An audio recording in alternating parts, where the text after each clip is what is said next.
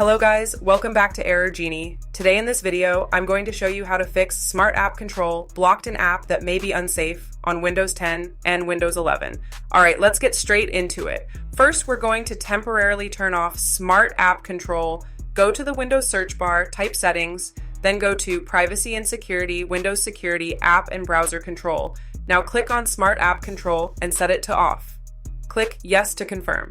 Once it's turned off, go ahead and install the app that was being blocked. Now after installing, it's important to turn Smart App Control back on. For that, open the search bar, type Registry Editor, and run it as administrator. Now navigate to this path. /local machine system, current control set, control, CI, policy. On the right side, find verified and reputable. Policy state, double-click it and set the value to 1 equals enable smart app control, 0 equals disable smart app control. Click OK, then close Registry Editor.